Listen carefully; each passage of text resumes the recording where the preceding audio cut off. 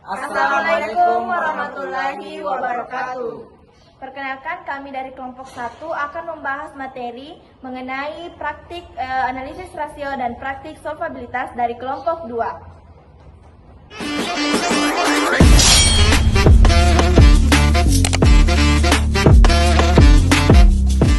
Sebelum kita membahas materi, teman-teman perlu mengetahui apa itu analisis rasio. Jadi, analisis rasio adalah metode untuk menilai kinerja dan kesehatan keuangan perusahaan melalui perbandingan pos-pos dalam laporan keuangan. Tujuannya yaitu untuk mengetahui efisiensi, efektivitas, kemampuan memenuhi kewajiban, serta kemampuan menghasilkan laba. Dan selanjutnya yaitu analisis rasio juga dapat membantu manajemen dalam pengambilan keputusan dari pihak eksternal dalam menilai risiko serta kondisi keuangan perusahaan. Dan dalam perbankan syariah, analisis rasio juga digunakan untuk menilai kepatuhan terhadap prinsip syariah dan keberlanjutan usaha. Dan jenis rasio dan adapun jenis-jenis rasio keuangan meliputi rasio likuiditas, solvabilitas, profitabilitas, aktivitas, dan rasio pasar yang masing-masing digunakan untuk mengukur aspek tertentu dari kinerja keuangan perusahaan. Baik, itulah materi yang sempat saya sampaikan. Selanjutnya akan dilanjutkan oleh teman saya. Baik, saya akan melanjutkan materi dari teman saya yaitu solvabilitas.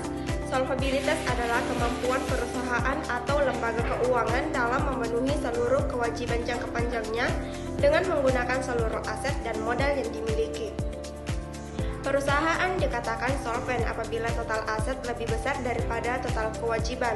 Rasio solvabilitas menunjukkan seberapa besar aktiva perusahaan dibiayai oleh utang serta kemampuan perusahaan bertahan jika dilikuidasi. Dalam praktiknya, solvabilitas berkaitan dengan pengelolaan struktur modal yang seimbang antara modal sendiri dan dana pinjaman. Pengukuran solvabilitas dilakukan melalui rasio seperti DER, DAR, dan CAR untuk menjaga stabilitas keuangan dan risiko usaha.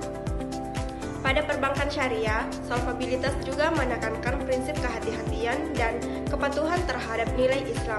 Bank syariah wajib menjaga rasio kecukupan modal atau CAR sesuai ketentuan OJK dan Bank Indonesia guna menjamin keberlangsungan usaha, keadilan, dan perlindungan dana masyarakat.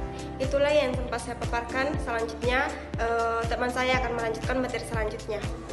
Baik, di sini saya akan menjelaskan analisis dan jenis-jenis rasio solvabilitas, di mana analisis solvabilitas ialah proses menilai kemampuan lembaga keuangan, khususnya bank syariah, dalam memenuhi kewajiban jangka panjang secara berkelanjutan tentunya, di mana analisis ini dilakukan secara berkala oleh manajemen dan otoritas pengawas untuk menilai kesehatan keuangan, risiko gagal bayar, serta dasar pengambilan kebijakan permodalan.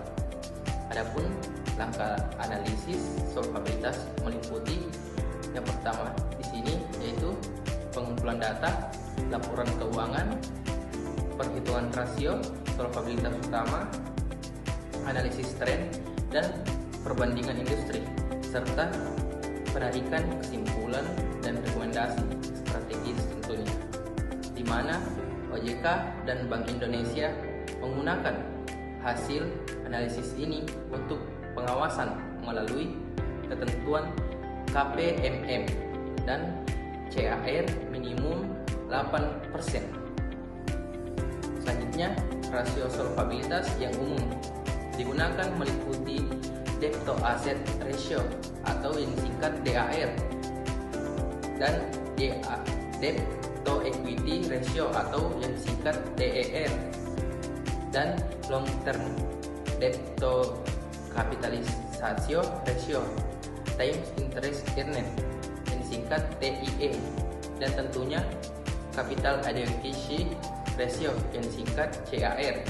Rasio-rasio ini berfungsi menilai struktur permodalan, tingkat risiko keuangan, serta kemampuan perusahaan atau bank dalam menjaga stabilitasnya dan keberlanjutan usahanya tentunya.